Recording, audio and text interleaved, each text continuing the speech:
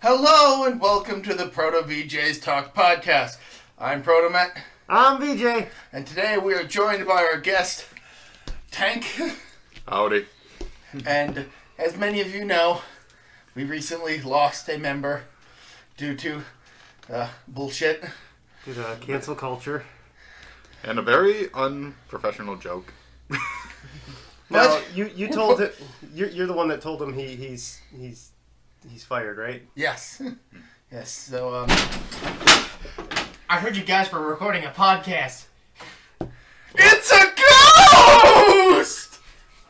Hello, everybody. It is I. I've returned. Even though nobody told me we were doing the podcast. Ghost! Well, you know, Take your medicine. It is- Take your it is- anti-ghost meds. oh, it is appropriate Scooby that we... snack.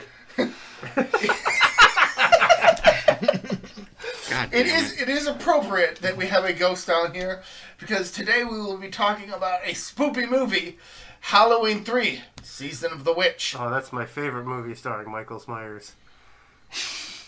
Michael Yep, mine Myers. too. Michael Myers. Michael Myers. You know, the Shrek guy. Don't you mean the Schmreck guy? Whatever. Oh dear. Yeah, Halloween 3. This one's a weird My one. favorite. This one's your favorite out of the Halloween movies? Yes. Unironically. God, okay. I'm sorry. Maybe I have you my should have been reasons. the one who was canceled. I think it's a fine movie, but like, Jesus Christ. I have my If it reasons. didn't have the Halloween title in it, maybe. I have my reasons why it's my favorite that I'll get into later. You know what's amazing? Is that this movie was being worked on at the same time as The Thing. Yeah. God, John Carpenter's a busy guy. Well, he didn't actually work on this movie. Well, he did the music for it. Yeah, he did. Okay, He aside from he that- also produced it. Yeah, but producing is about the same as being a supervisor. That doesn't mean you're actually doing a whole lot of stuff, and you're still taking a lot of credit. Exactly. That's why everybody remembers this is a John Carpenter movie, not a fucking Tommy Lee Wallace movie. Who? Tommy? Exactly. Tommy Wiseau? Yes, Tommy Wiseau. Although I will admit that John Carpenter did approve of who worked on the film, so Yeah. it's with his blessing. Now, a lot of you may notice that Michael Myers is nowhere near the poster for this movie. That's because he's not in this movie. Hey, He technically Stop is. lying. Okay, yeah, on a technicality he is, but fuck off. Yes, he is. He's- on the TV. He's here on a cameo, sort of a self-referential joke. But otherwise, this movie has nothing to do with the Michael Myers storyline that was in the previous two movies and literally every other Halloween movie aside from this one. But there's a reason why there's no Michael Myers in this otherwise outside of a cameo on a television screen. It's because this is what John Carpenter had wanted the Halloween series to be in the first place. Not a bunch of connected movies with a single killer, but rather a bunch of anthologic films that centered around Halloween. And this movie is really the only one that actually leans into the fact that it does take place on Halloween. The others just kind of happen to occur on Halloween. I think this movie would have done a lot better if it didn't have the Halloween name on it. Oh, of course. Well, yeah. Yeah. If it had just been called Season of the Witch, Yeah. definitely would have done better. I mean, I definitely understand why a lot of people hated this movie, especially at the time. I have to admit, like, when I first saw this movie when I was younger, I'm like, where is Michael? Like, this is kind of... But now I realized... Yeah. But the fact that this is not a Michael Myers movie is actually why I consider it my favorite. Because it's true to what John Carpenter's original vision for the series was. You're just a Michael Myers hater. I mean, the guy has never said anything that I have agreed with. Oh, no. It's got you there. Yep. Fair point. Yep. Fair point. Well, I'll take my leave. Well, thank you, Godzilla fell. Oh no! What the fuck? I got schooled there. Yeah, it released October 22nd, 1982. This would have been about a month before The Thing came out. Okay. So, $2.5 million budget, and it had a 14.4 domestic box office, which is not great. It's definitely the poorest performing out of most Halloween films. Which is ironic, given how some of the later films are. I'd be very curious to see what the marketing for this film was. Yeah, you know what? I don't can know. definitely see that people have come to appreciate it in recent years. Oh God, could you imagine if the marketing was just the commercial? Oh God. Well, it is incredibly catchy. Dun, dun, dun, dun, dun, dun, dun, dun, dun, dun, dun, dun, dun, dun, dun. Okay, The movie's got a very, earlier. very annoying theme that is like an love it. That is a big earworm, but it is annoying. You have to admit. Oh, Even the characters in the movie are like this. Yeah. This fucking theme is annoying. I want to know if John Carpenter did that thing, or if it was just a random. I'm pretty sure it's just an adaptation of another song. Well, I'm sure it is, but Yeah. I knew what it was yesterday. London Bridge. Yeah, The that's London it. Bridge is falling down. It's just a variation of a London Bridge theme. Silver Shamrock. So if John Carpenter did do it, he had a lot of help. Dun, dun, I just mean if he did like the arrangement is all. Yeah, Right. he might have. Yeah, you never know. He did the main. He did most of the music in the movie, but most of the music is actually really good. Yep, soundtrack's really good. Solid John Carpenter. Soundtrack is really good. Oh yeah, definitely. I love the more eerie synth feel of this movie. The opening theme is really good, and then the theme like right after it when the movie opens proper. Those two are like the best themes in the movie. They don't really compare to the original Halloween theme, but No. Well, it's hard to compare to Yeah. those. Right. There is no comparison. They're good for what they're going for. But I think we're getting a bit ahead of ourselves because we haven't really talked about the actual plot.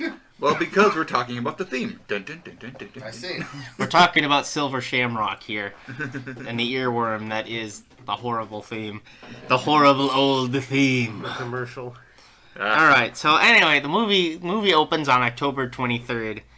And this, we don't know what the hell's going on. All we see is this guy just fucking running for his life In the dark. in the dark of night, like he just runs past an underpass. I'd also like to point out that we just so happen to have like the exact same timeline of events. Like it was Friday the 23rd, or whatever. Yeah. Or Saturday the 23rd. Either way, the movie lines up with this year's Halloween as far as dates go. So that was pretty. Almost. That was Just pretty about, yeah. nifty. Like it's just one day off. compared was- to this No, year. it's was it's exact because today's the 24th. Right, but in the movie, Halloween takes place on a Saturday, which it doesn't. No, in it this takes year. place on a Sunday in the movie. No, it takes place on a Saturday. It's not worth arguing about. It's off by a day. They, Yeah. they make a specific point that it's set on a Saturday because one of the characters fails to pick up his kids for trick or treating on Saturday. Anyway, long story short, this guy is running for the hills. He runs to a. He is in fact running for his life. He runs and he's being chased by this vehicle. This vehicle with like suited men in it, and he gets Very in. dapper men. Yes, quite. And he gets into a junkyard, and he's hiding from these men. The vehicle drives off, and then it comes back with one man in the vehicle and drives into the junkyard, and then he's accosted by one of the men. He manages to save himself by removing a parking block from Yeah. the car, These ends up crushing the dude who tries to choke him to death. Yeah, these guys are definitely trying to kill him. And he- There's no question about that. They are. And this guy runs into like a gas station, and this guy is watching the Silver Shamrock theme, like the commercial, and it's like, oh, 8 more days till Halloween, Halloween, Halloween, 8 more days till Halloween, Silver Shamrock. You gotta have a nice drinking game. Take a shot every time that theme plays when watching this movie. Your You'll be- liver would be dead. You will be dead halfway through the movie. Yeah, and like this guy accosts the gas station attendant, and he's like, "They're gonna kill all of us, all of us!" And then he collapses because he's assumedly been running for fucking miles. So he ends up having to go to the hospital. But before that, we are introduced to the film's lead protagonist, Dr. Dr. Daniel Chalice, Daniel Chalice. That was close. played by Very close. Tom Atkins in like one of his only major films. And he has arrived at his ex-wife's house to pick up his kids, except that he then gets called in to work. work because of the guy who just collapsed at the gas station. And this is a running theme of him having to pick up his kids and failing to pick up his kids. Because something kind of more important comes up. He is technically a bad father. Yes, I think he's technically a bad person, but Well, yes. yeah. It's there are no good guys in this movie. Not really. he's technically a bad guy, but he's not like a morally bad He's person. not the villain, he's the protagonist. Who's kind of an ass. Who's just he's kind of a jerk ass. It's just irresponsible, I guess, would be the biggest crime. Yeah. It's kind of a drunkard. He's also an alcoholic. Yeah. He's a surgeon who happens to be an alcoholic who happens to have kids that he fails to Take Take care care of as a result of a failed marriage. yeah. His And an ex-wife adulterer. just I mean, bitches at least- him but all the it- time. Yeah. Presumably. I mean, he at least gets along with most people as well. Yeah. Yeah, I mean, He seemingly gets along with people. Mm-hmm. It's just he's not. He's very flirtatious with the lady folk. well, I think some of it's kind of joking, especially towards the beginning. Yeah. Like with that one nurse. With the one nurse. Yeah. The smack he's- of the bum. Yeah. Like they're She clearly- played back because she smacked him too. But anyway, they're wheeling the guy the in. guy from before who's been clutching onto this pumpkin mask, which we learn a little bit before this. Dan's ex-wife got the kids for Halloween. Yeah. They're super popular. There are these 3 masks that are central to this film. There's a skeleton mask, a pumpkin mask, and a witch mask. Basically the Pokemon of the 80s. Yeah. And it's all the result of a huge nationwide Halloween campaign put on by the makers of this mask, Silver Shamrock. And this is a super important plot point that is seeded throughout the film. Yeah. Yep. But Yep, anyway, at the hospital, they wheel the guy who collapsed by open hospital room door, and inside the room there's a TV that starts playing this Halloween commercial, and the dude just starts freaking the fuck out. They're gonna kill us all. They're gonna kill us all. Yeah, so they take him to his room. I presume they have him like drugged up or something. Well, he just had a freak out. They gotta Yeah. calm him down. Yeah. They gave him a sedative of some sort. And they think, we'll just let him rest. We'll get some more information from him in the morning. Yeah, and Daniel's just like, I'm gonna go take a nap because It's been a bit of a busy night. And he goes to bed, and then we get a nice long like camera shot of this guy walking through the hospital. Feet! Of just One of the dapper men. one of the dapper men walking through the hospital, and he's certainly up to no good because he sneaks into the guy's room and Basically pulls the guy's skull apart with his bare hands. Yeah, I think He's wearing gloves. I think what he does. Yeah, he's wearing gloves. He's wearing power gloves. I love the power glove. I think it's so bad. I think what he does is he digs his fingers into the guy's eyeballs, and then he like breaks the bridge of his nose. It's a graphic scene. Yeah, it's just like. Which is good because this movie has quite a few graphic death scenes, save for one. Yeah, and then he just casually like wipes his hand off with the curtain. The nurse walks in and she's like, "What the fuck are you doing here?" And he just walks off. Just like, yeah, whatever. Just blows past her. Blows past her. She screams her head off once she sees what happened. The doctor comes running and ends up chasing after the well-suited man, who goes out into the parking lot, Douses himself in gasoline, and blows himself up in his car. Just Which, if we're being realistic, that would not fucking happen. The car would not just fucking explode immediately. well, It would light on fire. It does light on fire. It Depends on how much gas he's using. He seems to be using quite a bit of gas. It did look like he had at least like a 2-gallon tub. I guess. I'm just saying. I'm pretty sure the car would just like light on fire, burn for a while, and then like. So of course Dan is a bit freaked out by this whole thing. I mean, dude And just kind of walked into the hospital, killed a patient, walked out, and then blew himself up. My favorite part is he has to call his ex-wife, and he's trying to explain, hey, there's been some shit happening, and I can't take the kids tonight. I cannot take the kids tonight, and she's just not having any of it, because she's like, you fucking alcoholic drunk, you bastard, blah blah blah, and he's like, 2 people fucking died tonight, I can't, all right? You work at a hospital, people die all the time. Yeah, well, one of them does. Well, it's not so much a case where, one of them kills the other and then himself. It's a bit of a extenuating circumstances there, lady. When I first saw this movie for the first time, I thought he was a detective. I mean, he does kind of try doing detective work throughout the movie, but He's not a professional detective. So he's a Jessica Fletcher. Minus the book career. Ouch. Next time a murder, she wrote. Yeah, the guy named Harry, by the way, the dead guy. Okay. Harry. His Is daughter he related Ellie. to the Hendersons? Yes, his daughter Ellie. identifies the body, and she's like, "Yep, that's him." She's an emotional wreck. Apparently, she had to come all the way from L.A.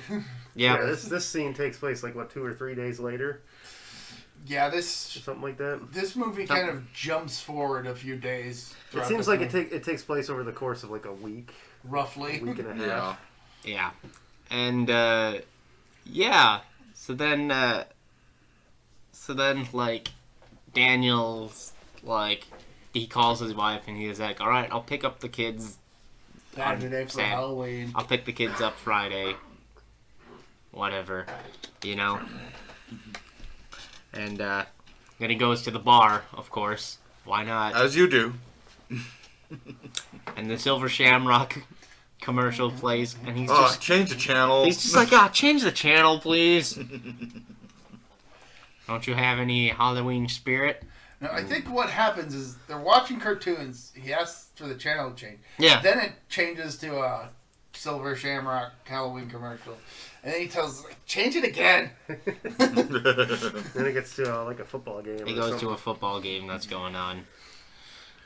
Then Ellie shows up to the bar. Ellie shows up, and this is like, God, the scenes where they're together are just so weird because they just come out of nowhere. Yep. Oh yeah. And we'll explain later on. It's just so random. It is. It is quite. I literally like fell out of my seat watching one of the scenes with those two. You guys can attest to it. Oh my! With laughter. Not with laughter, but just like sheer like what? How? Why? Okay. Yeah. Yeah, I think I know which scene you're talking about because I was like, That was fast. It's the scene in the hotel later. Yeah. Yeah, this is quite fast. Yeah, they both get to talking, and Daniel's like, I don't know what the hell's going on. All I know is he was telling me that they're gonna kill us all. The next thing I know, a man murders him and kills himself. Something's got to be going on. So Ellie had been looking into things herself and knew that her dad was planning to go to this one town to pick up a new supply of masks since his shop ran out, and that was the last time anybody saw him until he died.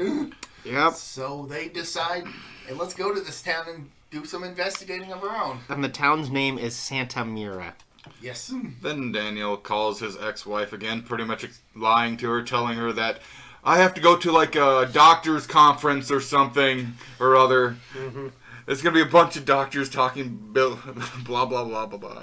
I can't. And then his ex-wife just he curses him out again.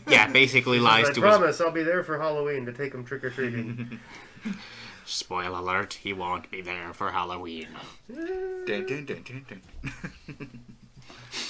Fuck, that thing's gonna be stuck in her head by the end. Oh, please stop! My plan worked. But yes, they go to Santa Mira, and I don't know. Do we want to stop it there? They go to Santa Mira. Yeah. I just realized this movie has a lot in common, plot beat wise, as In the Mouth of Madness. Oh my God! Yes, Yeah, it does. yeah, Oh it my does. God! No! Something weird happens, so they go to investigate this town out in the middle of nowhere. In the middle of bumfuck nowhere. Nope. Or do we want to? I think we can go a bit further. Right. Yeah, they go through the town. They stop at a motel, and they It's not play Motel themselves Hell, though. off as a couple who have just come to town, get a room to hopefully converse in private, because they're researching stuff. Yeah, they're conversing in private. All right. But they do end up learning about the guy who runs the local company, Silver Shamrock, Connell Cochran, yeah. and how a lot of the people in town just absolutely love him. For some reason, He's their savior. Yeah. We're also introduced to a guy who runs a novelty company who has sold the most of the Silver Shamrock masks of the year. So he's come. Although we don't learn that yet. We learn that later on, but that's why he's there. And he's come with his wife and son. And then there's also another lady, Marge Gutman, who's pissed. What? I was just going to say she's there to pick up a replacement order or something. Yeah. Because one of her orders never came in. She also reveals that the button-like sim company logo that's on the back broke off of one of the masks while her son was playing with it. Throw it against the wall. Yeah, did we even mention that all these masks have this button on the back of them? We're doing it now. Okay. Yeah. It's Yes. like a all trademark the logo. masks have the Silver Shamrock logo embedded on the back. Yeah. It's like a hard plastic button. Yep. And that's a plot point. She And reveals that broke off to Ellie. So And while the innkeeper is showing off the apartment, Harry sneaks off into the register. to see if Ellie's dad did show up there. Yep, He did. he did, and then he signs in and then leaves $40 on the counter. I gave you $40. Did that cover it? Oh yes. Just like, Oh yeah, the guy who runs the, Fucker's so the gas goddamn station happy. and hotel. Yeah. He is a very cheerful guy. Oh yes. Very cheerful, very Irish. Yes. hoity. Please no. I feel we forgot to mention that there was a news report at one point about Stonehenge. a Yeah. piece of Stonehenge being stolen. Huh. I completely missed that. I remembered that. I was just like, that's not really important to the plot right now. No, not right now. I just felt the need to mention it. I mean, it's one minor detail in the whole string of details that's going on. Basically the entire report was like, we don't know why it's there and we don't know what it's for. I feel like they could have left that little plot point out and the movie still would have rolled along just fine. Yeah. Even though, spoiler alert, we absolutely do know what Stonehenge is. Yeah, it's a formation of rocks in, like, Ireland. I mean, what it was for. Oh, you mean like in actuality? Yeah. Well, go on. Yeah. It's basically like one big calendar clock. Okay. Yep. As opposed to what this movie thinks Stonehenge was. Yes! That's what you're getting. Power! Infinite power! It's unlimited power. Infinite works better. Because Infinite means a non-finite quantity, whereas Yes. unlimited implies that there is no limit to the power. exactly. Meaning you could have an infinite number of thumbtacks, but you'll never be able to impale a man. I could step on it and it might sting a little. Yeah, but I have an infinite number of Lego pieces trod on the floor. Well, I'm wearing Ouch. shoes. And they pierce shoes. I have something even worse. Ash's dog toys. Oh god. Oh I no. stepped on one of those when we were down to watch the movie. Ouch! I think that was its chew toy. Or- There were a bunch of chew toys. Yep. But yeah. Don't do that. But yeah, basically, like, shit's going down in this town. It's like a company town. There's security cameras everywhere. Everywhere. Fucking everywhere. They And, got a curfew. yeah, curfew's at 6 o'clock. There Which is a doesn't seem to really be enforced. no. Not, But not strictly, no. The funny thing was like there's a scene where like curfew, like there's over the intercom, and all of a sudden this lady just grabs a kitten and put it back in there. I think Yeah. it was a guy who grabbed the kitten, but it doesn't really matter who it was. But It was just like there's a kitten. It's like, no, here it's curfew. come on, kitty, it's curfew. It seems like they're setting up like some sort of like ominous threat, and like there's never any payoff to No, the not really. No. But it's as Dan is returning from the Harry. liquor as Yes, Daniel. Yes, never mind. Harry's the dead guy. Very Very dead. Harry's the dead guy. Ellie's the daughter. Dan is the Dan is the doctor. Dan is the dude. Yeah, he's returning from a liquor store, has a bottle, and a local vagrant shows up, and he's like, "Oh, hey, can I have a drink?" I'm He's not like, I see diseased." that bottle's a little full. You think I could have a little sip? and Well, he this was lo- definitely pre-COVID. definitely lets him have a swig. This is pre-AIDS before everybody thought. Yeah. Oh, this is pre-AIDS before everybody thought. Oh, I'll catch AIDS by drinking, which you can't. But I anyway, guess that would make sense. this vagrant used to have a job in the town until Silver Shamrock came in, and now he doesn't because they won't hire him for some reason, and he is more than a little pissed about it. Well, yeah. Apparently it's they like- don't hire any locals. Come, he's like just ripping into the owner, and then all of a sudden later, No, and then but then he's like, "I'm gonna burn down the factory," and even Daniel's like, "Whoa, whoa, dude. whoa." That's right. I'm gonna get me a couple of Molotov cocktails, burn the entire thing down. Now, correct me if I'm wrong, but doesn't he say he's gonna go to the store and get some Molotov Yeah. cocktails? I think so. Like they just sell them at the drugstore or something? To be Oh. fair, he's drunk. Yeah, Flammable liquid in a bottle. and he says it out loud. He's like, "Fuck you, Cochran." Dan books it back He's to like, the hotel room. this dude's weird. I'm out. But this vagrant, He returns home, and I fucking love the fact that his home is like in a junkyard. But not only that, he's in like It's like the shack from Friday the 13th. kinda. It's more like he lives in one of those. You know, what are they called? Like those at A ship, Detroit? A box. like Detroit. No. Yes. shipping container. A shipping, like, yeah, he lives in like a shipping container, and he has some bread, he has some like whipped cream, and that's what he eats. I think that's spray cheese. Maybe spray cheese, It looked like it was string cheese. I guess. I don't know. It's it fine. It could have been something. He was having a cheese sandwich. I mean, a whipped cream sandwich. I mean, that's... I don't know. Where's he I gonna get the wouldn't be nutrients? against a try yet, I guess. I mean, the dude's poor and he Yeah. doesn't have a job. What's he supposed to do? He doesn't even have a vehicle to get out of town. Good point. Get out of town! Well, he is soon accosted by a couple of the dapper men. Yeah, and fucking beheaded. Grissom No, in a no, I grisly didn't mean fashion. it. I didn't mean it. I didn't mean it, guys. Come He on. clearly knows his fate before it happens. He's like, Like, they just They rip his head out. Yeah. slowly, too. Like, left, right, up. I'm gone. Or more accurately, they rip the prop head off his prop Yes, body. yes, he does.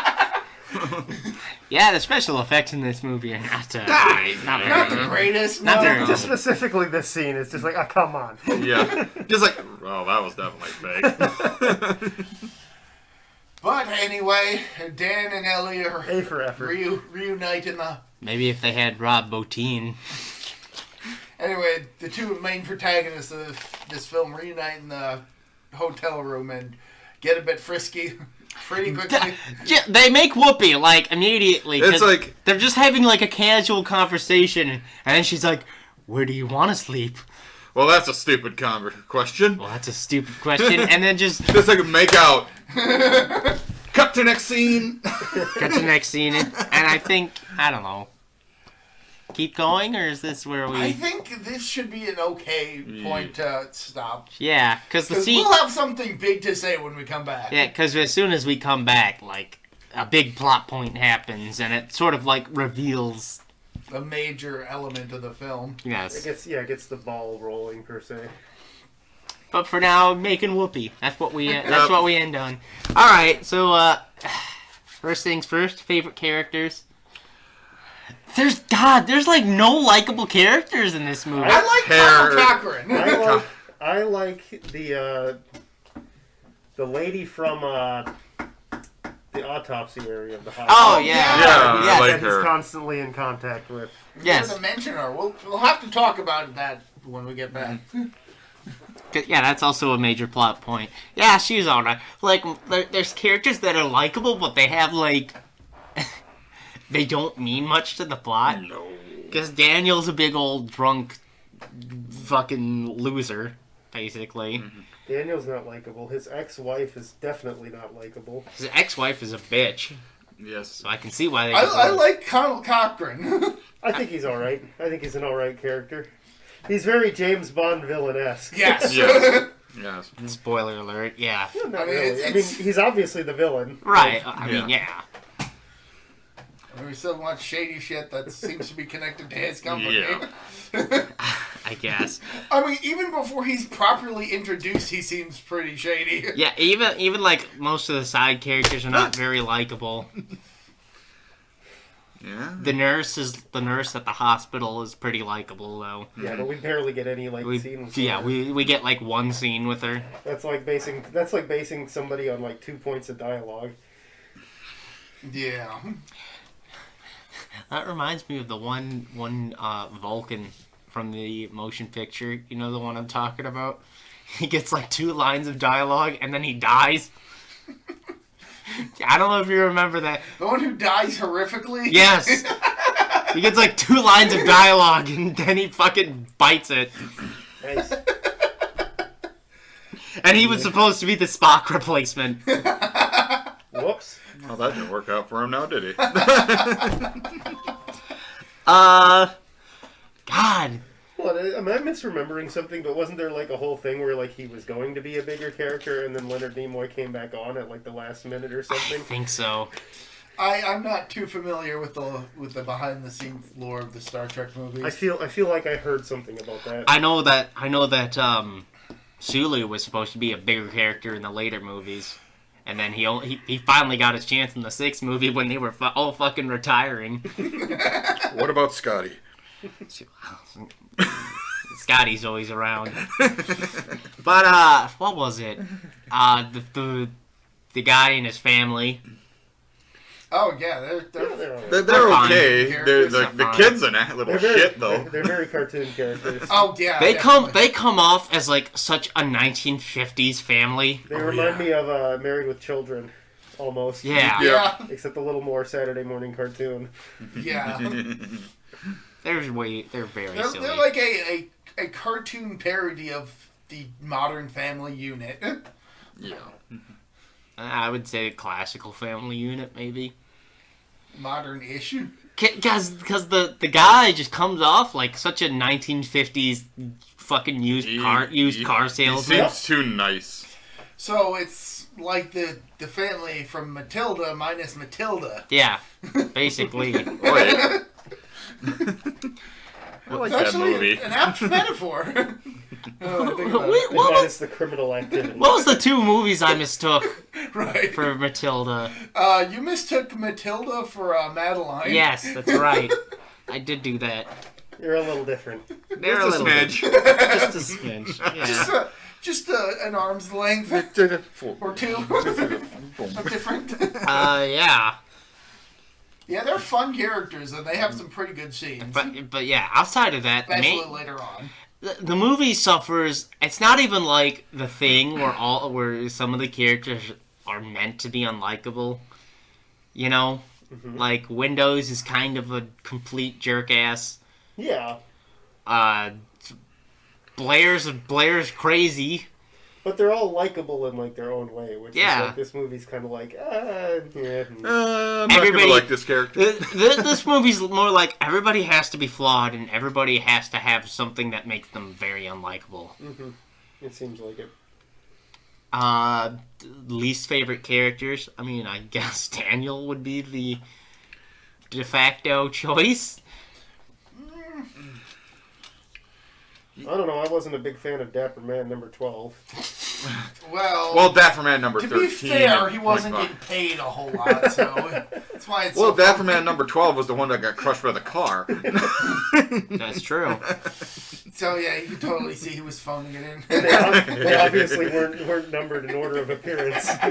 No, Yeah. obviously not. I mean, there clearly weren't 350, but they still had a Dapper Man 350. Yep.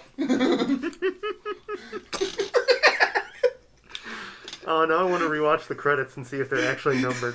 That would be funny. Just like Yeah, I would like to know what they're actually suit guy called. number 15-8.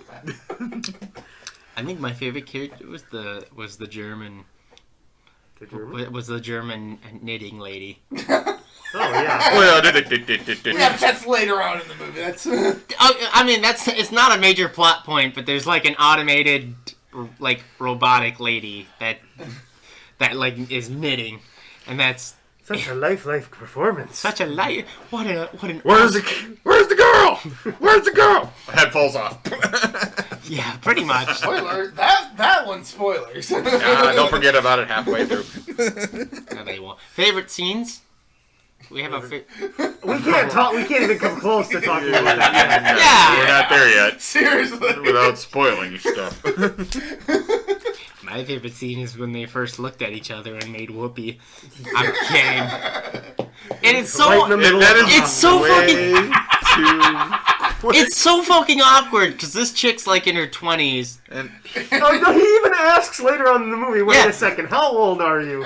right? And she's just like, don't worry about it. It's like what?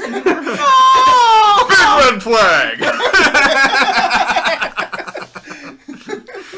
It's just like, no, come on, guys. Seriously? This movie is... Boy, the 80s, they sure were a wild and crazy time. Boy, 1980s time was scary. What do you guys think of the music? We've talked a little about it. I thought it was great. I like it. I love the eerie synth sound. Yeah. I don't think there was any bits that were outstanding, but it definitely would I definitely throw it on for a nice spooky ambient soundtrack. Oh yeah. Exactly. Throw it on for Betrayal at House on the Hill. Oh yeah, definitely. I like that you had to. These days. I like how you had to process. Like, huh, Sorry, what? I always get confused when anybody says anything about a house on a hill because there's just so many like pieces of media that have to do with houses on hills. Shit, I remember a couple podcasts ago when we were mentioning it, and I totally fumbled the name of House on Haunted Hill. For example, Vampire Hunter D. Yeah. The ultimate House on the Hill movie. I don't understand. Well, I guess that means we're talking about recommendations now. No, we're not. Really? Well, do we have anything else to talk about? Or do we go back to the movie and I they was tell just- their recommendations at the end? I was just trying to make a joke. You were trying to make a joke, and you revealed what my recommendation is. Oh, so I let's do see. it. I see. Okay, I guess we're doing Nice recommendations. phantom segue. Okay. All right.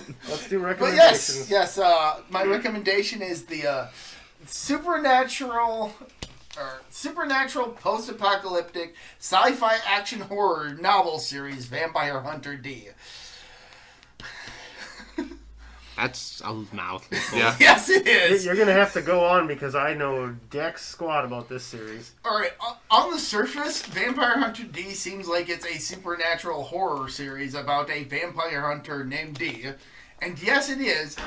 But Is his real name David? where the post-apocalyptic sci-fi elements come in the fact that it's set in the year 12,090 AD. And Hold on a sec. Let me take my watch here. Yeah, we're not anywhere near that. and it is a world that has been rebuilt following a nuclear apocalypse by the vampires who survived the nuclear apocalypse and basically did all the stuff that have allowed society to continue living in this modern sci-fi age that also has a bunch of monsters in it. So it's Legacy of Kain. Yes, but even more sci-fi. Minus, Legacy of Kain plus the sci-fi. Is Kane the villain in Legacy of Kane? That just Villain No or comment. hero? No comment. Yes. No comment. On. because I think because the first game is he's definitely the hero, right? You know what? I've got it on GOG. I'll lend it to you. You can try it out. Yeah, no problem, pal. But anyway, the series focuses on the... Pub's closed. Go home. Oh, Jesus. But anyway, the series God damn it. the series focuses on a Dhampir vampire hunter named D, who... These nuts!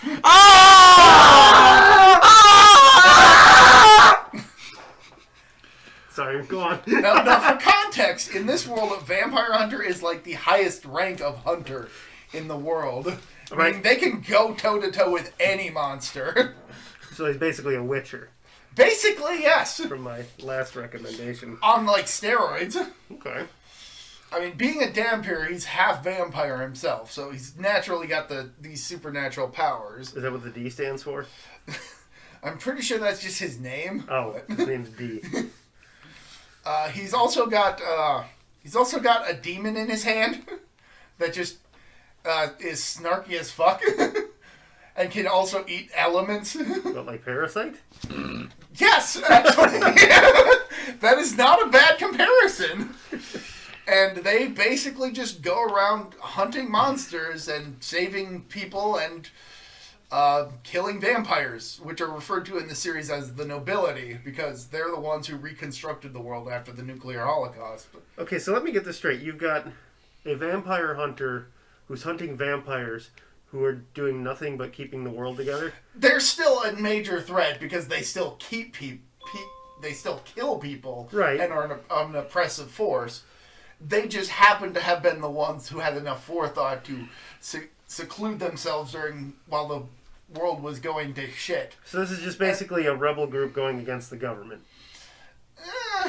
Well, by this point by the point where Vampire Hunter D is taking place, the nobility have declined in power. They're still a major threat, though, so people kind of want them gone if they can help it. That's why vampire hunters exist. Like Nazis. Sort of, except, Except they never did anything. I was gonna say they're kind of like the Italian nobility during World War II. Ooh, that's a good... I actually get what you're saying. Yes. Normally a history reference like that would just go right over me. but- Yeah. That's also a reference to a certain movie that we will not talk about. I really need to get back to reading these books, though, because there are a lot of books, and thankfully you can... I would definitely recommend you read the first book first, because that has the most explanation for just how this world is set up. But after that, you can read just about any other book in any order you want, because of how little continuity there is between books, aside from like part 1 and part 2 of a specific story. Sort of the anthological. Somewhat. nature? Really, the only connecting thread is that it has D in it. Okay. So you could definitely read the first book and then jump ahead to, like, say, the 13th book and not miss out on any major plot points. Got it. Sounds fun. So that's why I'm really only talking about D, because he's literally the only character who's present throughout the entire series. All Which right. makes sense. But I do love how each book does introduce new elements to this world. Like, there's one book that just kind of casually mentions that there was a war between vampires and aliens that happened at some point. And that's just a minor plot point to explain why this particular landscape looks the way it does in that part of the Did book. they suck the aliens' blood? I don't know. It was like a huge war. It's like the Pokemon War. We know it exists, but nobody has any details on it. Right. General Surge doesn't want to talk about it.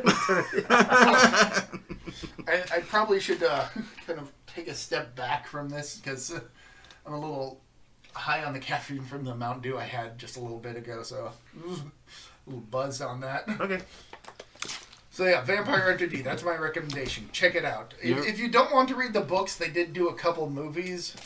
The first one being based on the first book, so. Neat. Your recommendation? Swing back around to me. I might have. You got a something recommendation?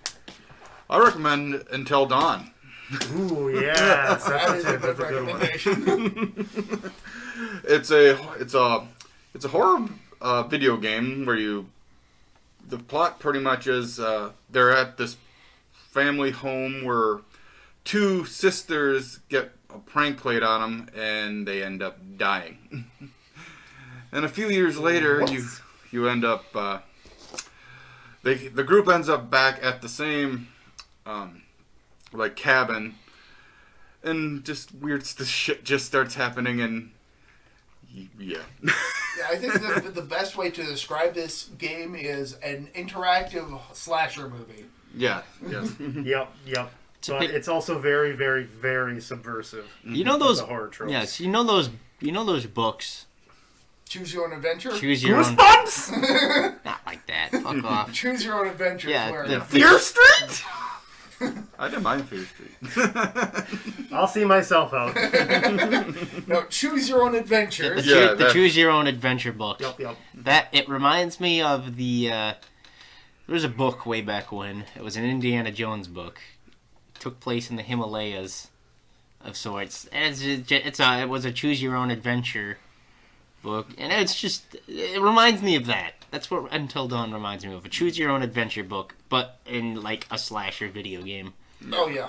Yeah, So- it definitely relies heavily on the player making choices Oh, throughout yeah. the game. And It- it actually I has have- a payout for it compared to a certain game. I do admit a lot of my characters have died as I played. Have you finished it? Okay. Yeah, But like I try to get them all to survive, but it just doesn't work. basically, the game punishes you for being dumb. Yeah. Yeah. A lot of there's maybe I can tell you the first character that I lost I felt like was really cheap because actually there was two characters that I lost that I felt like I could have saved just because the game didn't really one was kind of my fault, but the game didn't let me reverse a decision that I should have been able to reverse, and the other one was just I had bad timing on something. I think the first time I finished the game, I made it out with 3 of the... How many is there? There's 5? 6? I think 5. At most that you Yeah. can get. Well, I made it out with 3. Three of my characters survived. It's a fun game. Oh, yeah. And on that note, the company that made that, they're doing the dark... Oh, does anybody know what it's called? The dark... Give me a second to look it up. Keep talking. All I know is that they did The Inpatient and Until Dawn Rush of Blood. Both of which were VR games. I think Inpatient was a VR game. I don't really know because nobody likes talking about that game because it was not that good of a game. Okay, it's the Dark Pictures Anthology, and this is a series of, I want to say it's up to 4 games now. It's Man of Medan, Little Hope, House of Ashes, which just came out, and they just announced the new one. It's not on the Wikipedia page yet. I just saw it this morning that they just announced what their new one is. Well, speaking of newly announced games, these are very in line with Until Dawn, with the exception that most of them are multiplayer, and a lot of times you'll have 2 characters that'll be like in separate areas, and things that they'll do will interact with one another in weird ways, and you won't really know. It's meant to be played online. But yeah, if you're into Until Dawn, those are definitely worth checking out as well. On the topic of newly announced games, who's interested in checking out The Haunted Chocolatier? I'm interested. Anybody know what this is? Nope, not really. It's the next game from the guy who did Stardew Valley. Eric Barone. Okay. Concerned Ape, yep. It looks very Now I'm Stardew intrigued. Valley. Yes. It looks exactly like Stardew Valley. It's got the same art style, and it's just about like running a chocolatier shop. That happens to be haunted. Yes. As long as I get to eat the chocolate. I mean, I'm sure that's something you can do in the game. I'll play the game and eat chocolate myself. Get more fat.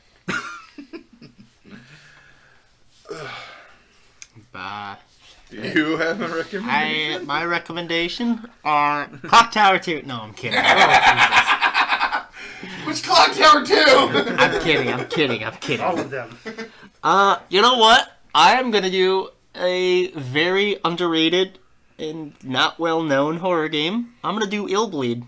Oh, okay. Tell us about Illbleed. Illbleed is a very weird horror game. I can't remember who developed it. It was on the Sega Dreamcast. It's like one of the only horror games on there. Aside from like D2. Outside of D2 and like the Resident Evil games. And Resident Evil. Mostly just ports with the exception of Code Veronica. Yes.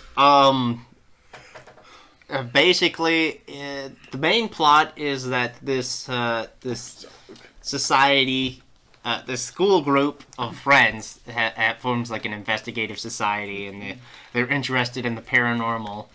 So and it's a school club. It's a school club, yeah. And they're brought to like, I don't want to say it's like an amusement park or anything. I'm pretty sure it's framed as being an amusement park. But it's framed as an It's sort of like Monsterland, the Goosebumps. Horrorland. Horrorland. That's what it is. Horrorland. Horrorland from Goosebumps. It's sort of framed like that, but like it's an actual like an amusement park, and it's very surreal and it's very funny, and it's just, God, the game is so weird. And it utilizes like all of your character's senses, so like smell, sight, sound. How do they interpret smell? Just out of curiosity. There's like an EKG meter of each one. Okay. And so like it'll spike, and then there's like a sixth sense where it's like you feel like something's off. And there's like jump scares that like fuck with your sixth sense and stuff. And then there's also combat where like in Earthbound you can beat the shit out of things with a baseball bat. It's so weird. The funniest thing is like, if you're losing a fight, you can choose to escape. What your character will do, they'll look up, they'll raise their arms, and like there'll be a helicopter that shows up, and it'll drop a ladder to pick you up. Wait, can you run that by me one more time? I was not paying attention. If you're losing a fight, you can choose to escape it. And what your character will do is they'll look up, they'll raise your arms, they'll jump, and they'll wave. And like a helicopter will show up off screen, and it'll drop a ladder to pick you up. Holy shit, that is amazing. The game is fucking wild. I want every RPG that I'm losing a fight to do that. Kefka's kicking my ass! It doesn't matter what theme it is. Climb. Like you grab the bottom rungs and it just like pulls you up. It's fucking amazing. Oh man, this this guy at the lowest level, Diablo, he's kicking our asses, comes in the helicopter. Okay, now I'm just picturing like when you're playing GoldenEye and you finish the last mission. You know how he jumps on Yes! he jumps in the helicopter? Yes! I'm just picturing that, but with like the fast animation, so you jump on the helicopter and then you go... The helicopter's still there. Or like the fucking slow animation. Where the helicopter leaves without you.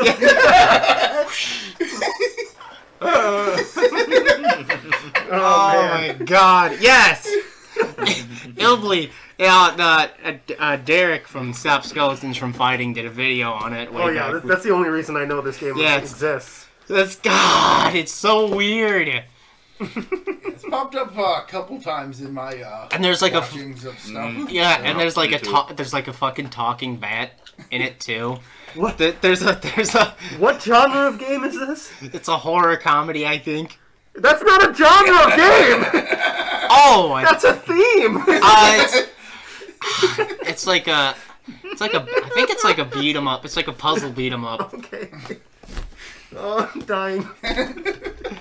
Yeah, there's a great scene where it's like, oh, a haunted baseball bat, and where the baseball bat's like, hey, come on, it's time, we gotta play baseball. No, I've seen it too many times. I don't trust things that aren't supposed to talk. And it turns to you and it's like, hey, you're not Ken. What?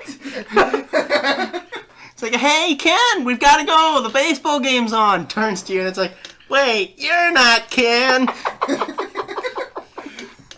I know there's like one level that's like a parody of Toy Story. Yes! It's a parody of Toy Story. Oh. And then there's one where there's like it actually comes off as pretty real. There's like a chainsaw maniac, but it's like an animatronic. And there's a guy like controlling it from like like the dog ending from Silent Hill 2. Yeah, I think that. Where he's just like, all right, messing with controls and shit. Oh, it's so good. I'm gonna have to YouTube this as soon as I get home. Illbleed is so good. Oh, man. Oh God. Okay.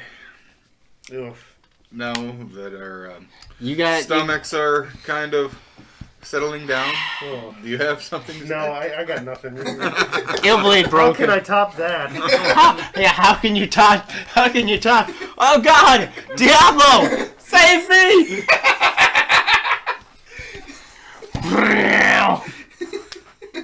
Oh, Jesus. He beat us both, Luke. Illbleed's fucking wild. If only the characters in our movie had this ability. Just to get out of stupid situations. So I suppose we should probably get back to talking about the movie then, huh? Yep, that Yeah. sounds like a good idea. We were talking about a movie? So anyway, I don't why, no. What if the Damn baseball ball bat. hits him? What is a corked bat? Yeah. But yeah, it's like a beat 'em up. You just swing at shit. Okay. Stuff happens. Oh God, the game, and like you get like visuals like this, and I've it's seen that one. I've and seen that it's one. like, yeah, no wonder this is a horror game. That's terrifying.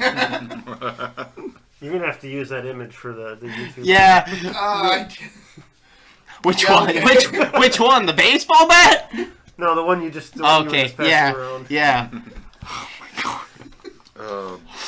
Yeah. Mind So fuck. we're in the motel. We're back to the movie. In the motel, the lady notices that she dropped the silver shamrock logo Okay, button. which lady? Because we've the kind of left lady the who topic. came to get pick up a replacement Right. ship. Marge. Right. Marge. Marge. I just wanted to make sure we Marge weren't Simpson. confusing her with any other lady in the film. Yeah. There's And like she- 3 of them in this movie. And she grabs it and she notices, hey, there's like a computer chip on there's like a microchip in here, and she fucks with it. with It's an a- hairpin. It's She a fucks Dorito. with it, and it goes off in her face, like it emits a laser right in her face. Yeah, basically lightsabers her in the face. Yep. Yeah. And lightsabers her in the face, and like the two main characters are in the middle of fucking, and one of them goes like, What was that noise? What was that noise? What was that noise? Hey, who cares? I know some back to Pound Town. Yeah, basically like Metal Gear. What was that noise? Probably nothing. Dun, dun, dun, dun, dun. Then all of a sudden they wake up the next. Yeah, and this Marge chick has her face is split open, and out comes like an insect from her mouth. More than one, but yeah. It's just the one. Just the one. Just the one here. I'm pretty sure there are multiple insects that come out. Are there? Just I one only remember later seeing in the one. movie. But it's just the one for now. Because it's just her mouth that's like fucking exploded open. Yeah, she is not. And she's dead. She's dead. Yeah, there were. I don't think Nikki cared for that scene. Dan and Ellie are. I don't think Nikki cared for most of the scenes. Most of the I'd say at least half of the death scenes in this movie she probably didn't care for. Yeah, anyway, she hated one of the final scenes from Phenomena too. Yep. She's not a fan of bugs. Bugs. Booba. But anyway, Dan and Ellie get woken up in the middle of the night and see that she's being hauled off, not by an ambulance like you would expect, but instead a Silver Shamrock Company van. Huh? Yeah, Silver Shamrock Company van. And they come out to see what the hell's going on. And then Cochran shows up, and he's just like, don't worry. She's being taken to the factory. It's got some fine medical facilities. Why does a company have fine medical facilities? Because why wouldn't it? If I it's... mean, admittedly, later on they claim that they sent her to a hospital proper. So You know what I just realized? No, they sent her to like their emergency facilities for like in Right. case of accidents. Like imagine if you get the fucking hot plastic on your hand, right? Right? Yeah. I just realized something though. Like later on in the movie when they're touring the factory, like you'd think that they'd ask to see these medical facilities that they would have on hand, but nope, that just never comes No, it up. never comes back up. Never pops up. No. And even Daniel's like, I'm a doctor, I can help, and he's just like, oh, no. No. He's like, No. Oh, no. He is a gentleman. He's a gentleman, and he's like, don't worry, they're getting the greatest help possible, even though he's not Irish. It just makes it sound better that he might be Irish. I was disappointed he didn't have a thick Irish accent, considering. I'd be disappointed if he did have a thick Irish accent. Stonehenge isn't even Irish. It's British. You're British. I'm just saying. You're British. Your mum. Oh, you got me. Was it your mum? You got me. Kick you in the bum. But yeah, like like he's talking to his attendants, and he's like, "What the hell happened?" And they're like, "Misfire." And Daniel overhears that, and he's confused as all hell. So when they get back into the hotel room, he's like, "What do they mean by a misfire? There's something weird going on. We should probably check out the factory tomorrow." What's a what does it mean by misfire? Who cares? Let's go back to fucking.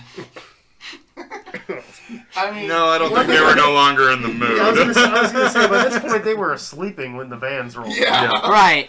The coitus has been finished. I'm kidding. Obviously. Obviously. But that's basically how we got initiated. Yeah. They're like, boy, this town's weird. Wanna fuck? Okay. Oh. God, I can't do. Okay. All right. Okie dokie. Okay. Hokey hokey. All right. Jesus. Okay, so yeah, they go to the factory.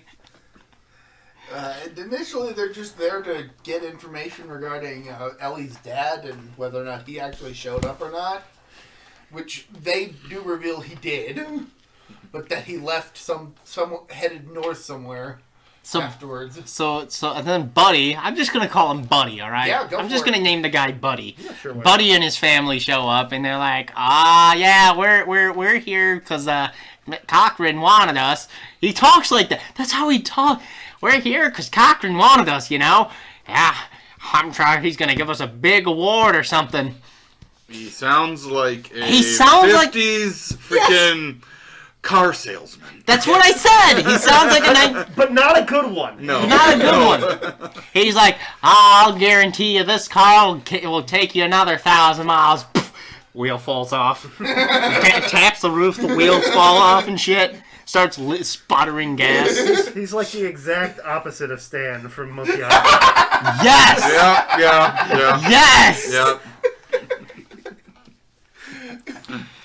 But yeah, Cochran shows up and he's like, yes, buddy here. Cochran shows up and like all the ladies in the receptionist area just start swarming over him. They have the vapor. celebrating. They start getting the vapors. He's like, Like, they are celebrating this guy for just coming into the room. And he's like, we're gonna show Buddy and his family around the factory. And then Buddy's like, well, what about my friend over here? Can't they get a tour? Cochran kind of okay. delays it, but he's like, okay. And he's It's like, also funny because at this point they were just ready to leave town. They were Yeah. like, we've had enough of this shit. I don't know what the fuck's going on, but we gotta call the police. yeah, and Cochran has a look and he's like, yes, of Yeah, okay. course. I was about to ask I was them. just about to ask them the same thing, and you can see he's full of shit. You can hear he's full of shit.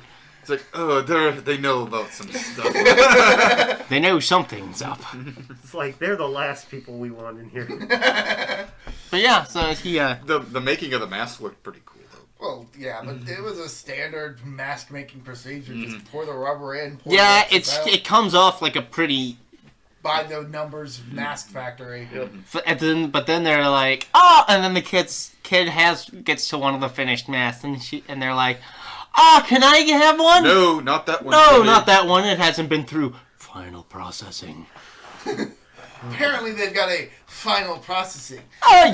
Working with dangerous chemical, and that one makes it funny because he's like, working with dangerous chemicals, for final processing, and it's like, you're putting dangerous chemicals on these masks? Volatile chemicals. Volatile chemicals, yeah.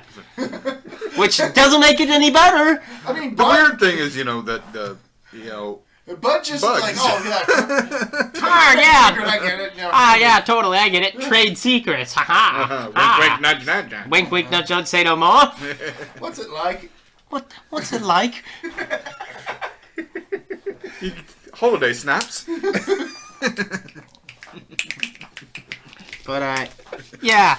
But what the big point is, they go through the facility and they learn about the final processing and they're being watched. But the big thing is Ellie finds her dad's car Yeah. in one of the garages. Whoops. Whoopsie doodle.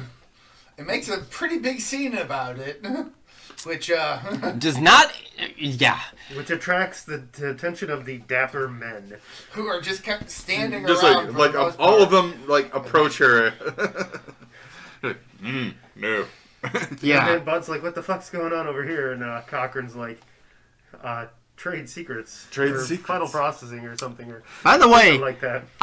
by the way, this is a fun fact. The guy, the first assassin, the guy that kills Harry, Yeah. that's a Dick Warlock. That's the Michael Myers from Halloween 2. Oh, okay. Yep. Cool. Willie Warlock? Yes. Willie Warlock.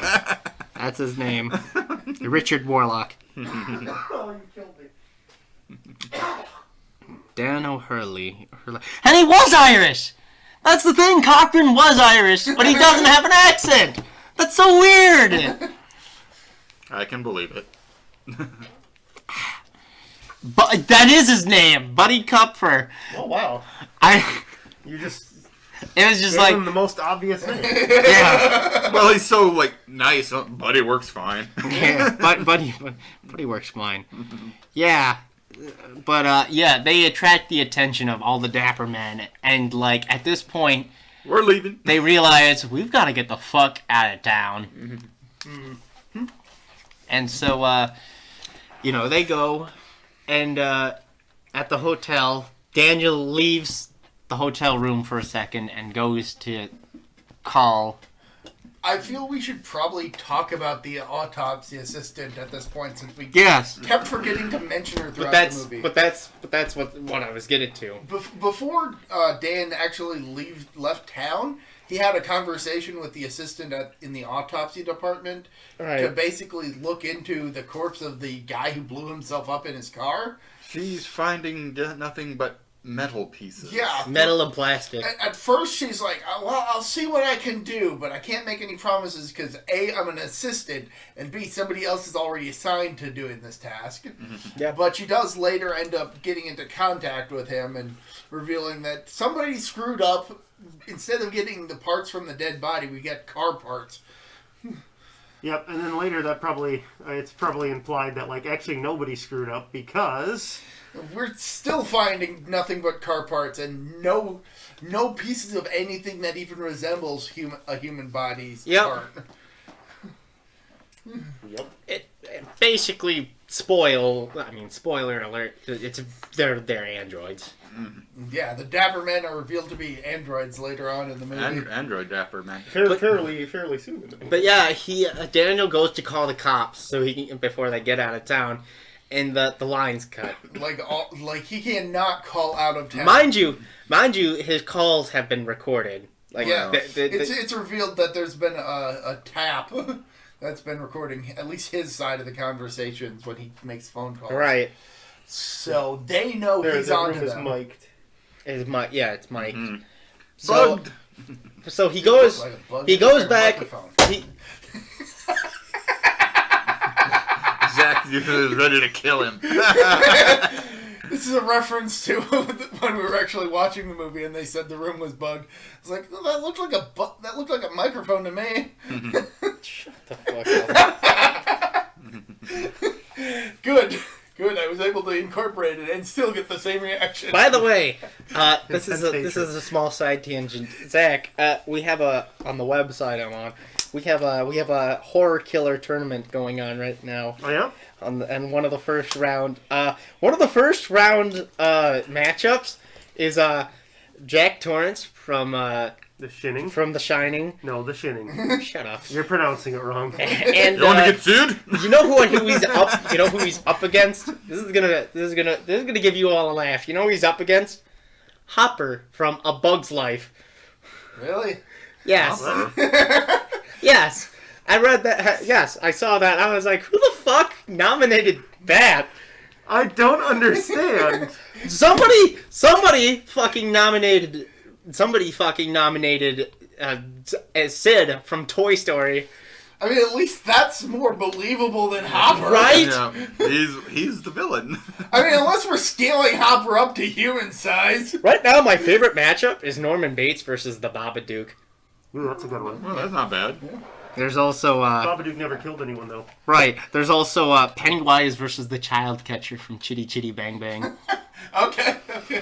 I haven't seen Chitty Chitty Bang Bang, so I can't. Think a stereotypical dog catcher, but they capture kids. Not Like even candy and not shit. even like that. Think of Like maliciously or like, Yes. like because they're breaking curfew. think of Yes, for both. think of like the ugliest long-haired, no-chin pedophile you can think of with a big nose.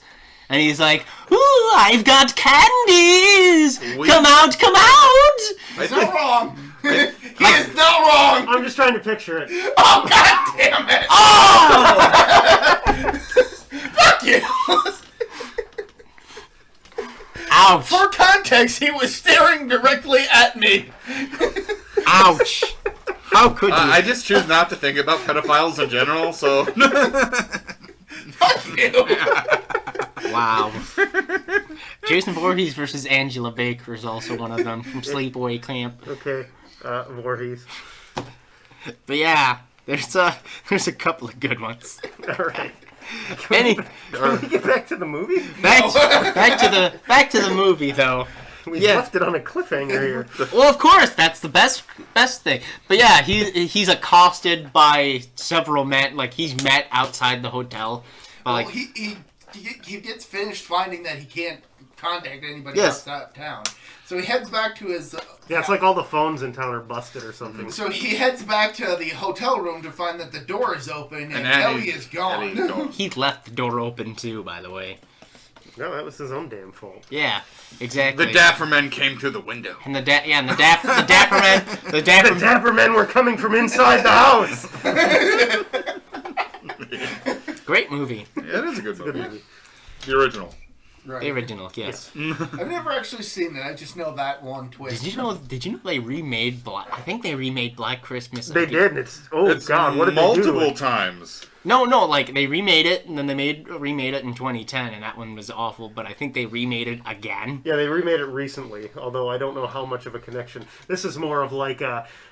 instead of having the sorority members picked off one by a serial killer, it's more like, hey, the sorority members are going to pick off the serial killer. That seems to be the vibe they're going for, and it's just... It doesn't make sense. So it's like, Halloween Kills. so it's like the second half haven't of seen it yet. Death Proof. Yeah, pretty much.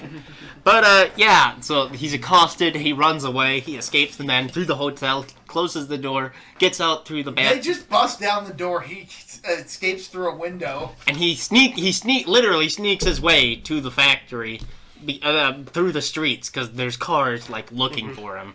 Right. I just like how we hid all the time. Just like, just laid down by a I mean, he fence. was being pretty realistic. He's like, I don't want to get caught. Not like Harry at the beginning of the movie where he's literally poking his head out and looking at shit while they can see him. But yeah, he makes it to the hotel. Factory. Ellie's the factory. Ellie's missing, by the way. Yeah, we mentioned that. That was before the Dapperman showed up. But he sneaks in, but then he's attacked, and I feel we should mention that while on the factory tour, we did get to a room that had like a bunch of animatronic toys all around, and basically it revealed that Cochran, before getting into the mask business, was just in general novelty salesman, specializing in like animatronics and stuff. a really good one, by the way. Yeah. But So he's got like a room full of animatronic Yeah, stuff. basically the history of his company and like some of his older products were on display. But yeah, he sneaks into the office. He finds a woman Way to go. Just sitting in a room, knitting, just knitting. and he's like, "Where's the girl?" And then He like goes up to her, tries to shake her down, and her head just falls off. yeah, That's the it's, scene. Mechanics! That's the scene we alluded to earlier. yeah, Turns out she was an animatronic. yeah. And then he is attacked by one of the men, and he manages to like fight him off and like punch him in the stomach and rips out. Which kills the guy because turns out this man is full of oil. And Yeah. wires. Yeah, and it's like very gross. It's like, God, it's so gross because it's like it looks like dried, crusty grease on his hands. You know, It it's looks just pretty wet to me. you know what I mean. But you know what I mean. It still looks very gross. It's just like grody, crusty grease. And it's just like, fuck off. It's at this point that we basically learn that all the Dappermen are automatons. Robots. Robots. They're robots. They're all robot. They are robots that do aerobics. They are all robots that have been constructed by Colin Cochran, which means that he's literally maybe aside from the receptionists from earlier, his company is run by robots. I Yeah. don't think it's specific. I think it's just the Dapper Men. I get the impression that it's just the Dapper Men that are robots. Well, they do mention about bringing in. Do any of the other Dapper Men talk? No. Nope. Because it seems like everybody else around him is fully capable of talking. That's what I think the giveaway is. Yeah. Yeah. But there is one that sneezes on the elevator. And Convincing, aren't they? Like, Yeah, Cochran just reveals that, this guy sneezed, but he was programmed to do so. But yeah, so they go into like the basement of this factory, and here's the big reveal. We'll basically run through it. He's got a piece of Stonehenge. Apparently, Stonehenge is extremely powerful, extremely fucking powerful, and Well, right, even because it's part of a sacrificial circle. According to the movie. Yeah. Yep. Turns out Colin Cochran is a witch, a warlock, A warlock, a yeah. mage. Wouldn't it be more accurate to call him a druid? Ouch. But druids respect the earth and don't want blood on it. I'm kidding, Yeah, obviously. but this is a Hollywood film. Yeah. But yeah, so the basic idea is he takes a small piece, not Basically just the dust of it, yes. and incorporates it into the company logo that's stuck on every mask. And well, we'll reveal that soon enough. But basically, Colin Cochran's whole deal is that he's basically trying to restore Halloween to the magical night that it used to be. Samhain. So, yeah, he actually says Samhain rather than Samhain. Yeah. Which was a point of contention for me in one of the previous Halloween movies and how that was pronounced. So, good on you, movie, for actually getting it right. But he's basically trying to sacrifice people to ensure a bountiful harvest for the coming year or whatnot. And Buddy and his family learn firsthand just what his plan entails because they are taken to a room. Presumably, Buddy's under the assumption that they're taken to the room to watch some commercials so that he can take notes regarding the quality of the commercials. Right, he's like, what's the word I'm looking for? I just had it on the tip A of my guinea tongue. pig. Well, yes, he's a guinea pig, but he thinks that he's like doing some sort of like Market research. Yeah, Yeah, he's like, I think he says he he's like a focus group or something. Right. yeah, I believe he says he's like, well, I don't know why we're in here. You know, maybe he wants me to check out the new commercial or something. No. Yep. That's why he's given a notepad, which... And I was like, why did they give him a notepad? And then he's like, well, I guess he wants me to check out these commercials and leave my comments. Oh, that's why he's got a notepad. But no, it's... Notepad explained. Just answered your own question. Then the kid puts on the mask and the silver shamrock. They air their commercial that's going to be aired nationwide. Oh, this later is the that night. same one as usual. And then it starts flashing, which, oh god, if you're epileptic, probably do not watch this movie, especially the climax. Yeah, Because it Well, has even the opening, because the very opening of the film is like this the ending of this commercial, is it not? basically Yeah. just Is it like the credits roll, just like them like digitizing the, There's like, the pumpkin? then it's Yes. like Then it it's starts like flashing? flashing. it's like at the end of the opening that it starts flashing. But anyway, the flashing lights ends up having an effect on the mask, and the kid slumps over, and bugs and snakes just start pouring out of his now practically decomposed face. Yep. By which I mean the mask. He's been wearing the mask the whole time. That looks like it's decomposing. Yeah, it's like the rubber has completely melted away on the mask. Yes, it's like it. Or the latex or whatever. It honestly, it looks like an actual like busted up pumpkin. This is easily the best scene in the whole movie. Yep. But so we get bugs yeah. coming out, snakes coming out. The wife faints from all this. She probably dies from fear, Fright. right? And Buddy tries to open the door and finds that it's locked from the outside, so he can't get out. then he And gets he's- bit by a snake. A rattlesnake, Yep. even. And this is all being shown to Dan. Fun fact, rattlesnakes are vipers. Just... Here's your Nobel Stupidity Prize. Here's your Nobel Pointless Prize. Here's your Nobel Oh, Pedantic Prize, I you am so fuck. stealing that. The Nobel Pedantic Oh, Prize. thank you.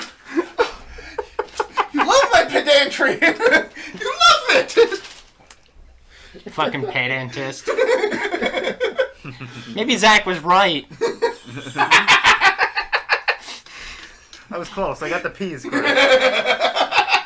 You get the ped right. I knew it was something with a pen. Jesus. Buddy gets bit by the rattlesnake and dies, Presumably. and Daniel is taken away, strapped to a chair, and he's forced to watch Halloween, the worst of all fates. Can we go back for a second? During the scene when he's doing when they're showing like the family getting killed, Yeah. it constantly cuts back to to Dan, and he's just all like, "Oh, gee, oh no, I can't watch it." They use that clip like 4 or 5 times during. It's the exact same clip. Yeah. I It's swear like, to God. oh, He like faints like 4 times. He's just, it's horrible. Golly gee willikers. That's a phrase I still use, by the way. Golly gee willikers. Golly gee will. I still use that all the time. I'm like, oh golly gee willikers. All right. Hey, you can't get rid of a good phrase. Here's your pedantic prize, just beforehand, because I know you're gonna. So anyway, strapped to a chair, forced to watch Halloween movies. The worst of all fates. Worst of all I fates. don't think he's strapped to a chair. It looks like he's strapped to a dolly or something. Now I'm pretty sure It's a chair, Is it a chair? but it's a wheelie chair. yeah, he's like strapped to it by like a belt. and the worst of it, he has to wear a mask during the whole thing. Yeah. But Put a skeleton mask on. long story short, he figures nobody's watching him. Yeah, they are, but they're not paying too much attention. Yeah, they're not paying attention to him. It's a standard supervillain trope of, we've got him captured, we don't need to be paying too much attention. He'll die. He jumps, and he's got 2 more hours before 10 o'clock. Uh-huh. No, it's 9 o'clock. 9 o'clock. So he's got like an hour left. Yep. Yes. Then he drop kicks the TV. And we never really explained what the significance of 9 o'clock is. It's just when they're doing the whole game. Yep. It's just an arbitrary time. It's just, that's when... Right, that's when they're going to be airing the commercial, and presumably all the kids in the nation are going to be wearing these masks. Which doesn't make any fucking sense unless, they're like, unless it's for like different time zones. They're like, be here at 10, be here at 11, be here at midnight. That's usually how television works. Yeah, they usually give like a specific time, but it's like never for like a live event like it that. it never explains itself very well. Because I think it shows A little bit, but not really. I think it shows just the entire western coast on Halloween. I don't know. I think it hops around to a few other places. I don't know. Well, then we see a whole bunch of people. Kids pretty much walking. Out trick-or-treating, they're coming home to... Yeah. We have like fairies and vampires wearing The, witches masks. there is one kid who is dressed like Michael Myers from the prologue of the first movie. Yeah. But he's got a skeleton mask on. Amazing. It's not inaccurate. I just wanted to point that out. And Michael Myers was on the TV, so he was in this movie. But basically, I don't know why people don't like this. Michael Myers is clearly. but yeah, basically, Daniel cuts himself out of his thing and with the glass from the television sneaks through the vent and meanwhile before he actually flees, Yeah. he tosses a mask onto the camera. And this is That's a before good throw. I don't know how he does this, because isn't this before he like breaks his hands? Doesn't he like wrestle the mask off using momentum and it lands in his hands and then Yes. he tosses Yeah. yeah. Yes. He has one shot with his hands bound together, and he just miraculously tosses the mask onto the camera so that they can't watch him anymore. Yep. Don't think about it too hard.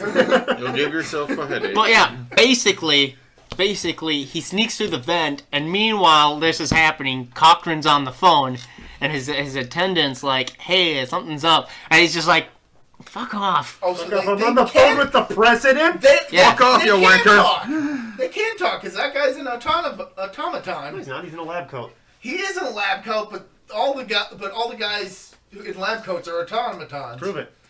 The end of the climax of this movie. What? That doesn't prove anything.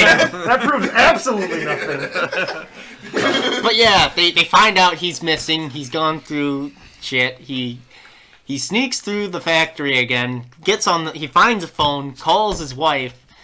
Calls his ex. Gets bitched at again. And she's like, "You've got to get rid of those masks." And she's just like, "Fuck you, click." She thinks that he's just jealous because Or drunk. drunk and jealous because she's the one who got the kids the mask when all he could get was like little Plastic. Yeah, the shitty plastic mask. Yep. That was the way back in them days. But yeah, so then he manages to find Ellie, who's strapped to a table. the other big Hold thing. on, The other big thing bypassed. You is called yes, it- and then the lab assistant. Yeah, we got to go back to the lab assistant. Because the lab assistant's like, yeah, hey, check this out, blah, blah, Hold blah. on, I'm on a phone call.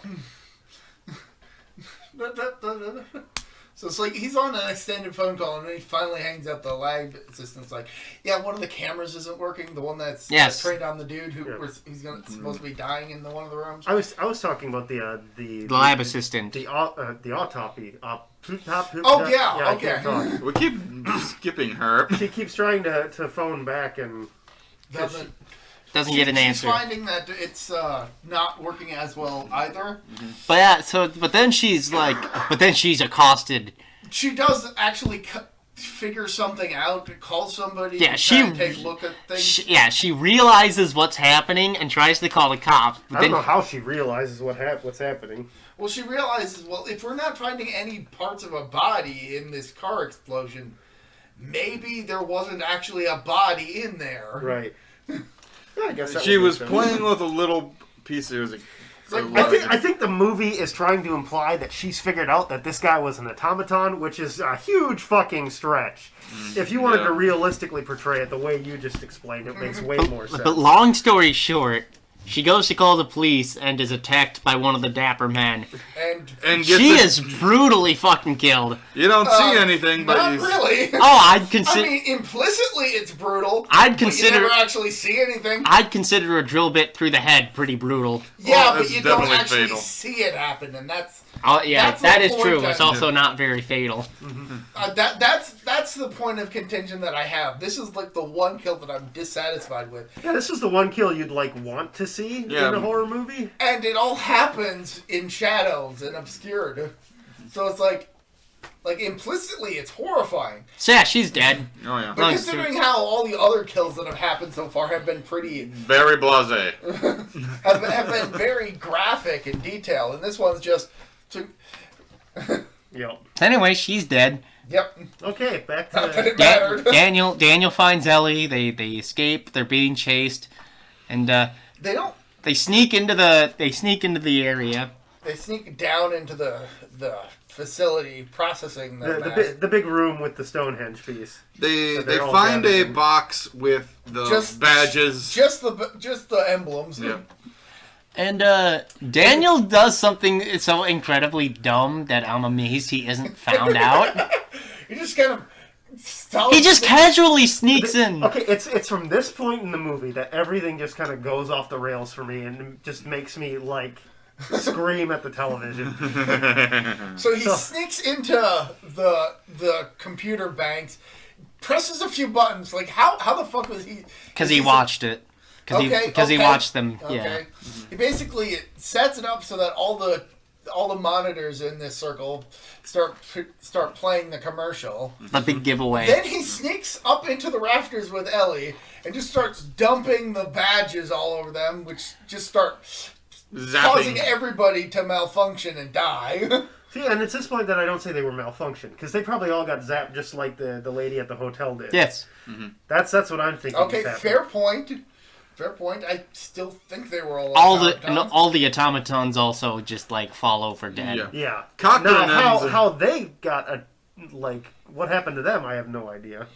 I'm pretty sure it was still a side effect. Nothing really makes sense in this scene. No. I mean, it does make sense in movie logic, but when you really think about it, it doesn't make any Then sense. Cochran gives them a Tanya, applaud. Cochran is like the sole survivor, and he just sees the chaos that this one guy has managed to cause. Basically, he realizes because all the computers are light up in this globe, and he basically realizes, "Yep, I'm dead. All right, Congratulations! Congrats. Guess what? He just- Gives Dan a slow clap. And I think the thing the movie's trying to go for is that these computers were formed in a circle, so they just essentially made another sacrificial circle with the giant Stonehenge piece. Yes. So, I mean, he obviously knows what's going on. He just kind of gets zapped into A stone. oblivion." Yeah, this ring of computers and kind of the dissolves Stonehenge him. stone kind of Vaporizes him. They kind of a giant laser just basically shoots in between them. Yep. And what happens to be in the middle of them? Ancient Cochran. Irish,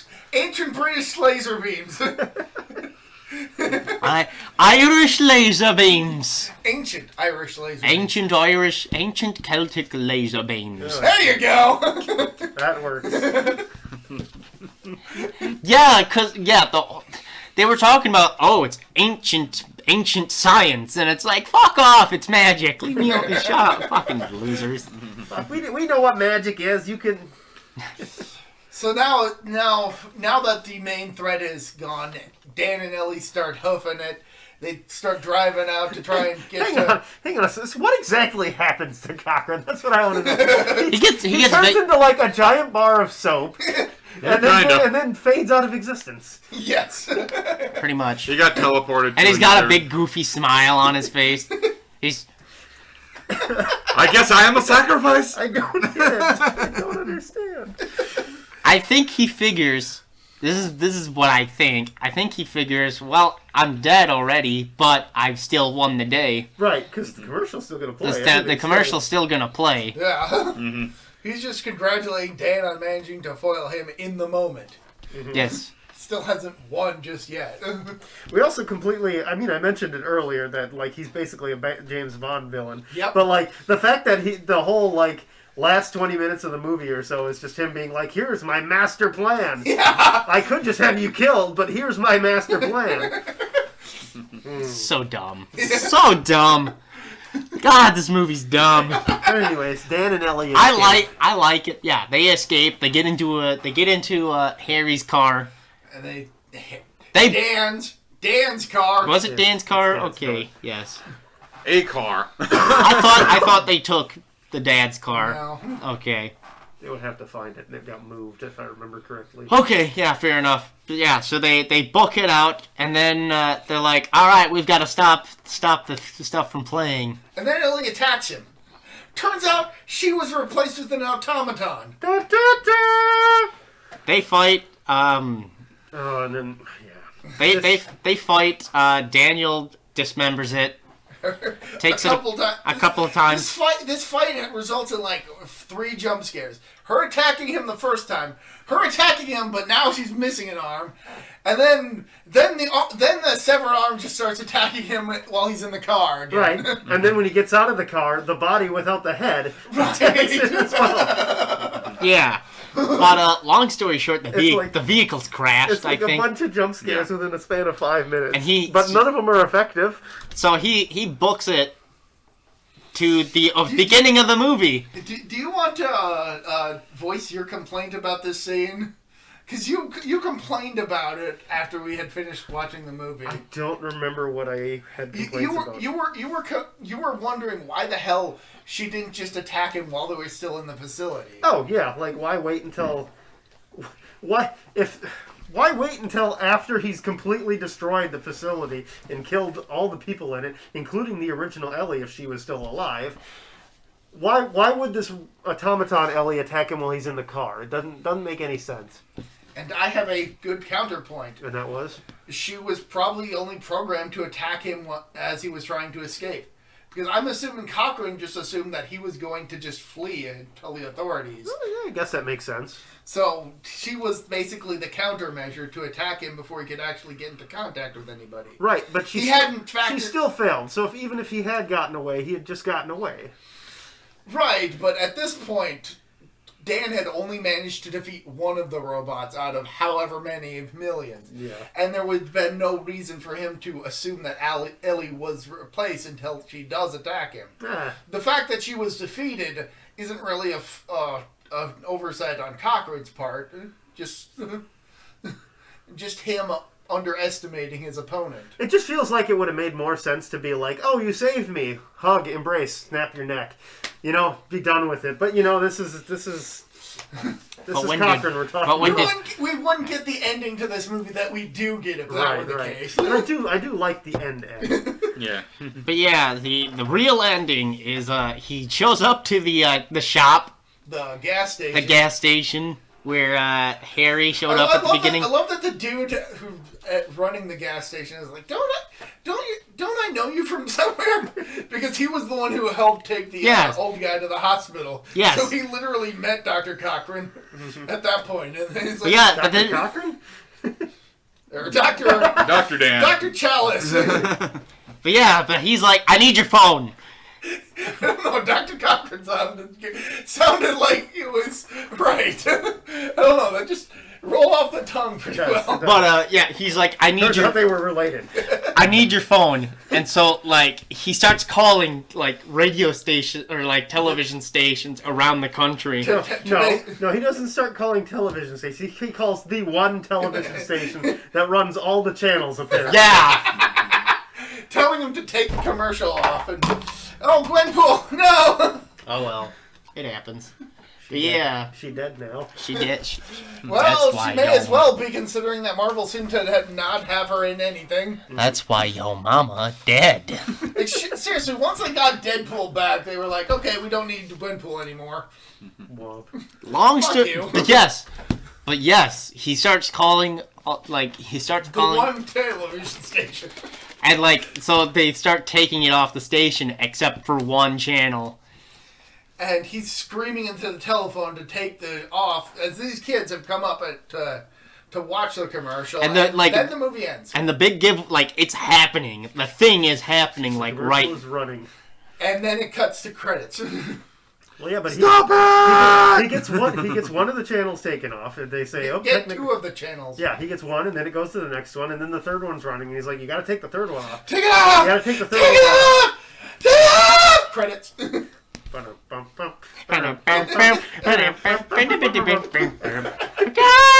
I think you're confusing that for Robot Chicken's ending. Nope. Oh, okay. It's actually Dawn of the Dead. If you haven't. I know. I just went with the Robot Chicken since he did the balk. Gotcha. Oh, love it. I love it. So yeah, that was Halloween 3: Season of the Witch. Yup. Bad movie. Just a bad movie. Not good. Your love favorite. It.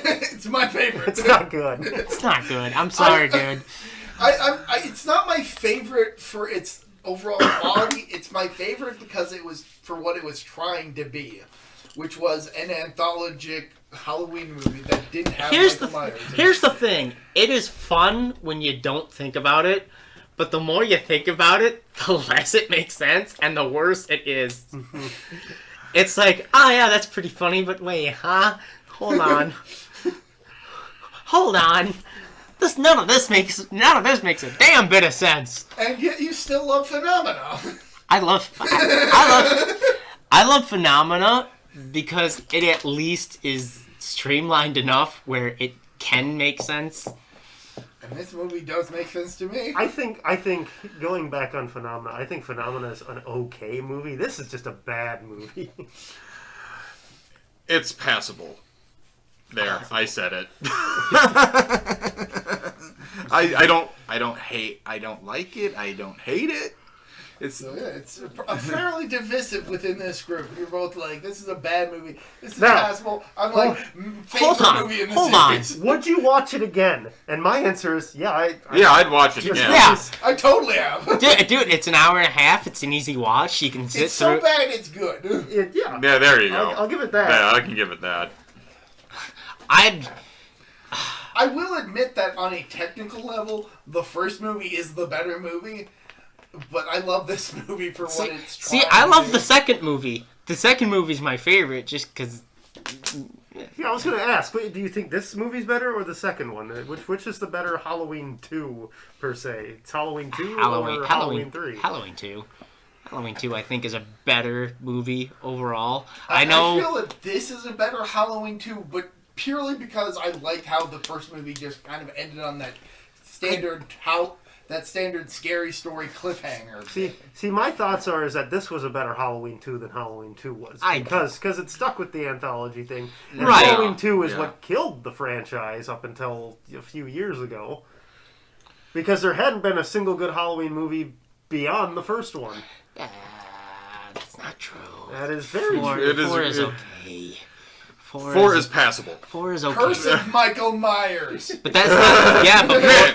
I wasn't saying that was a good one. I was just using that as an example of a horrible one. Yeah, but 4 isn't Curse of... But 4 isn't Curse of Michael Myers. But it was a lead up to it. It was a lead up to it. But I still think it's okay. Right? I mean, we will probably. I'm not saying it's good. I'm saying it's okay. We'll hash this out next year. Next year? Next year, yeah. So is Barry still canceled? I'm still canceled. I think he's redeemed himself a bit. But no, I think 2 is my favorite Halloween film, just because it's more slasher. And I think 3 is my favorite because of what it tried to do with the series. And I think 1 is my favorite because, come on, it's the first one. Yeah. Yeah, I have to agree with Zach. That is sound logic. 2 is What would you 2 is fun though. 2 is fun. That's why I like it. It's like Friday the 13th. Everybody's like, oh, it's like the first movie, the 4th movie, or the 6th movie. That's the best ones. And I'm like, Well, it's not the 8th. I like the that's for second. sure. I like that. I can't help but like the second one. I think the second one's just really fun. Well, the nice thing about Friday the 13th is you're always wrong. Thanks, genius. I would give this movie like a 7 out of 10. I liked Nightmare on Elm Street 4. That's all I have to say. But that's not a star rating for I this know. movie. I know. What would you give it? Would I give it? I think a generous 6. Jeez. What did I- 5. 5. 6. 5.5 is what the average rating comes out to. I don't hate it. There's some things. There's something. There's something there. It just the execution is just not well done. There is something to be said about a movie that we generally are negative on, but we wouldn't mind seeing again. Yeah. Like, we don't hate. Like, it's still a part of It's pop got culture. charm. It's got charm. Yeah, it's definitely got charm. It's got charisma, kid. I like your moxie. All right, so I suppose that brings this episode of the VeeJay, ProtoBalls podcast, ProtoBalls Talk podcast to a close. I've been ProtoMet. I've been my recycled balls. Call me Barry. Whatever. I am Tank. And I've been canceled. We'll see you next week, everybody. Bye! Bye.